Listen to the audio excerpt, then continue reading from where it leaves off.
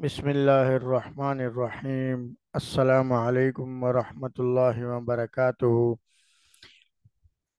عزیز طلبہ و طالبات، آج کی اس ویڈیو میں ہم آپ کے لیے 12ویں جماعت کی اردو کی جو نئی کتاب ہے تو اس کا ایک سبق لے کر آئے ہیں جس کا نام ہے نئی دور کی لڑکی، نئے دور کی لڑکی، اور اس کے مصنف ہیں مرزا خلیج بیگ، اور یہ ان کی ایک کتاب ہے زینت، اس سے یہ سبق جو ہے وہ لیا گیا ہے۔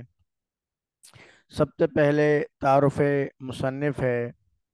مرزا خلیج بیگ 14 اکتوبر 1853 ٹنڈو ٹھوڑو حیدرآباد سندھ بمبئی پریزیڈنسی میں پیدا ہوئے۔ ان کے والد مرزا فریدون بیگ کا تعلق وسطی ایشیا کے علاقے جارجیا کے ایک مسیحی گھرانے سے تھا۔ انہیں جنگ میں قید کر کے سندھ کے مرزا خسرو بیگ کے ہاتھ ایک غلام کے طور پر فروخت کر دیا گیا۔ خسرو بیگ مرزا فریدون کو اپنے ساتھ سندھ لے آیا اور انہیں آزاد کر کے تعلیم و تربیت دلوائی۔ فریدون بیگ نے خسرو بیگ کی بیٹی سے شادی کی۔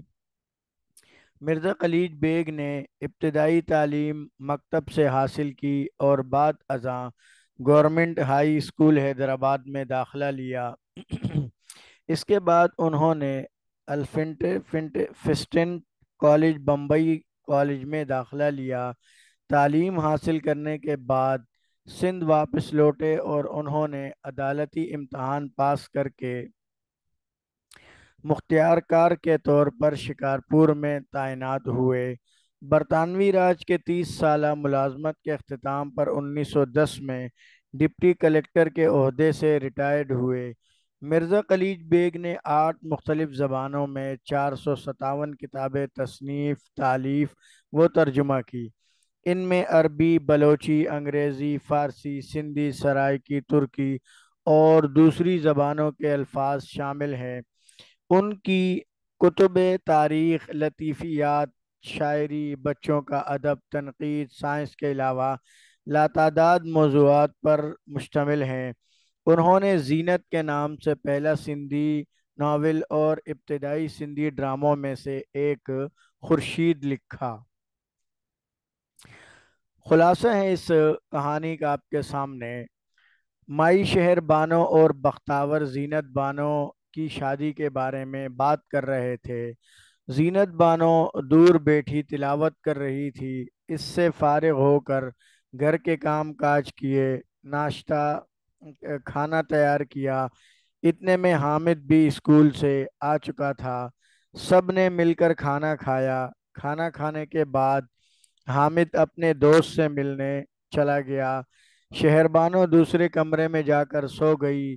بختاور کچھ پھل لے کر زینت بانو کے کمرے میں چلی گئی۔ زینت نے پوچھا، یہ پھل کہاں سے آئے ہیں؟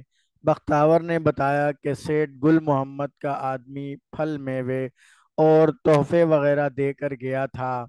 زینت کہنے لگی، ماں بھی کمال کرتی ہے، غیر لوگوں کے تحفے تحائف لے کر رکھ لیتی ہے۔ بختاور کہنے لگی، بیٹی ایسا مت کہو، غیر ہی اپنے بنتے ہیں، یہ دنیا کا دستور ہے۔ سیٹھ کافی وقت سے تحفے تحائف بھیج رہا ہے، عزت دار لوگ ہیں، میں جب بھی ان کے ہاں جاتی ہوں بہت عزت سے پیش آتے ہیں، بہت اچھے لوگ ہیں۔ اللہ کرے تمہیں بھی ایسا ہی خوشحال گھرانہ نصیب ہو۔ زینت بانو کہنے لگی، بوا یہ تم کیا باتیں لے کر بیٹھ گئی ہو، تمہیں کیا ہو گیا ہے آج؟ بختاور کہنے لگی، بیٹی اس میں حرج ہی کیا ہے، آخر تمہیں اپنا گھر تو بسانا ہی ہے، ساری زندگی والدین کے گھر تو نہیں پڑی رہو گی۔ زینت کہنے لگی، بات تو تمہاری صحیح ہے، لیکن کسی اچھے آدمی سے ناتا جڑ جائے تو اچھا ہوگا تاکہ زندگی اچھی گزر سکے۔ بختاور کہنے لگی، آخر سیٹھ گل محمد کے گھر میں کیا کمی ہے، اچھا خاصا کھاتا پیتا امیر گھرانہ ہے۔ زینت کہنے لگی، تم تو کہہ رہی تھی کہ اس کا بیٹا ابھی چھوٹا ہے، کہیں اس کے پلے باندھنے کا ارادہ تو نہیں ہے؟ बख्तावर कहने लगी, छोटा है तो क्या हुआ, बड़ा हो जाएगा। तुम भी तो छोटी सी थी, अब बड़ी हो गई हो। जीनत कहने लगी, सुख और चैन की जिंदगी के लिए सोना चांदी दुनिया का माल और दौलत होना जरूरी नहीं है, इंसान का अच्छा और सुलझा हुआ होना जरूरी है। फिर बख्तावर से पूछने लगी कि ये तुम कह रही हो या अम्मा जान ने तुमसे कुछ कहा है। बख्तावर कहने लगी, बेटा मुझे भी तुम्हारी फिक्र है और तुम्हारी माँ ने भी ऐसा ही कहा है। जीनत ने पूछा, माँ ने उनको हाँ तो नहीं कर दी? बख्तावर कहने लगी, नहीं बेटा, वो उनके और दूसरे लोगों के बारे में सोचती ज़रूर है। जीनत कहने लगी, दूसरे लोगों से मुराद कौन है, यानी दूसरे लोग कौन हैं? बख्तावर कहने लगी, मोहम्मद रमज़ान वकील, उनके यहाँ से भी तोहफे तहाइफ आते रहते हैं, लेकिन तुम्हारी माँ की असल खुशी तुम्हारे मामूजाद अमीर अली के बारे में है। जीनत कहने लगी कि मामूजाद है तो क्या हुआ, वो तो बिल्कुल गूंगा है, उसके साथ शादी करने से बेहतर है मुझे जहर देकर मार दें। बख्तावर कहने लगी, अमीर अली एक अमीर बाप का बेटा है, बाप के होते हुए उसे कमाने की क्या ज़रूरत है, आखिर तुम्हारे मामू का घर है, तुम्हें खुश रखेंगे। जीनत कहने लगी, बुआ खुदा का खौफ करो, वालदेन हमेशा तो नहीं रहेंगे, जिसमें अपनी सलाहियत नहीं होगी वो दूसरों का बोझ कैसे उठाएगा। इस शादी से तो मैं कंवारी भली, अगर मैं घर पर बोझ हूँ तो मेहनत करके अपना गुजारा आप कर लूंगी। बस तुमसे गुजारिश है कि माँ को इस काम से रोक दो, क्योंकि माँ का हुक्म बेटी के लिए ना मानना किसी तौर मुनासिब नहीं। इस सूरत हाल में बेटी सिवाय फरियाद के कुछ नहीं कर सकती। बख्तावर कहने लगी, बेटी तुम्हारी बिल्कुल मर्जी नहीं है इस रिश्ते में, मुझे ये मालूम है इस बात का, लेकिन तुम्हें पता है कि बेटियां पराई घरों की होती हैं, रिश्तेदारों और मोहल्ले के लोग नुक्ताचीनी का कोई भी मौका हाथ से जाने नहीं देते। बेटी अगर ज्यादा अरसा वालदेन के घर बैठी रहे तो बातें बनानी शुरू कर देते हैं, लोग तरह तरह की बातें बनाते हैं, ये भी हमारे लिए कोई अच्छी बात नहीं। आखिर शादी ब्याह अल्लाह का हुक्म और हमारे नबी की सुन्नत है।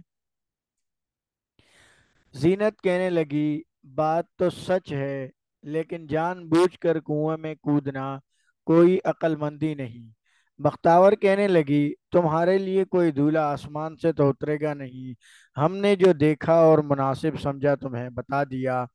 जीनत कहने लगी, घर बार रुपया पैसा इतना अहम नहीं है, गुर्बत और शराफत दौलत से बढ़कर हैं। आमदनी चाहे ज्यादा ना हो, लेकिन इज्जत शराफत वाला हो, बाइखलाक हो, इल्मो हुनर वाला हो, हम उम्र हो, अमीर का बेटा ना होना कोई ऐब की बात तो नहीं। ऐसे ही शख्स के साथ जिंदगी सुकून से कट सकती है। मैंने किताबों में पढ़ा है कि मियाँ बीवी का एतमाद होना ज़रूरी है। बाहमी एतमाद, ऐसा बाहमी एतमाद जिससे दोनों को खुशी हासिल हो, दोनों आगे बढ़ें और ज़िंदगी को खुशगवार तरीके से गुजार सकें। इस एतमाद की वजह से घर जन्नत बन जाता है, जहाँ ऐसा नहीं वो घर तो दोजख से भी बदतर है। ये सबक था नए दौर की लड़की, जो हमने आपके सामने रख दिया। उम्मीद करते हैं कि आप ज़रूर इससे फ़ायदा उठाएंगे और दूसरों से भी शेयर करेंगे।